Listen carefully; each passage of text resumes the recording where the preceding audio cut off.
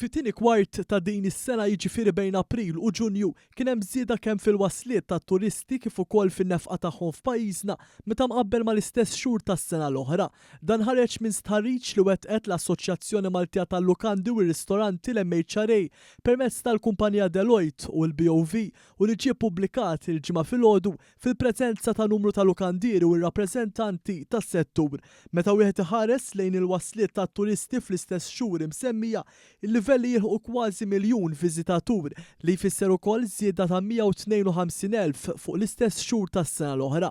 L-infiq ta' dawn it-turisti ammont tal 850 miljun euro, ċifra li hija 17% aktar minn dik ta' April, Mejju u Ġunju tas-sena l-oħra li kienet l-aħħar waħda rekord nazzjonali. L-istħarriġ jixed turiżmu b'saħħtu sostenibbli għat-tieni kwart ta' din is-sena. L-istess ħariġ juri kif kien hemm ukoll żieda kbira fin-numru tal-jieli li dawn qattgħu f'pajjiżna fejn f'temp ta' sena dawn it-tliet xhur raw żieda ta' 483,000 lejl. Meta wieħed iħares lejn l-okkupanza fil-lukandi ta' 4 u 5 stilel ġie notat li dawn ollew ir-rati tagħhom għal kull kamra, fattur li kontribwixxa biex dawn jesperjenzaw tnaqqis fis-settur f'dan il-kwart tas-sena.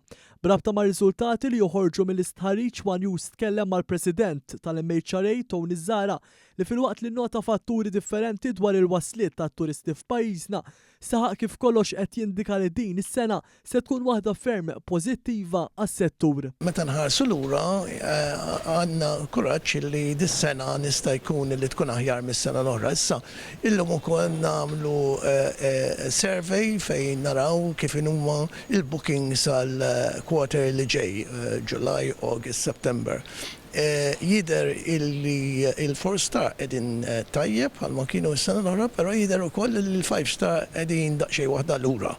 Jider illi il-numru ta' nies illi ġejjena Malta jgħatem, pero il-profil qed jinbidel u jider illi ħafna iktar zazax milli nies illi normalment illi jmorru fil-5 star properties.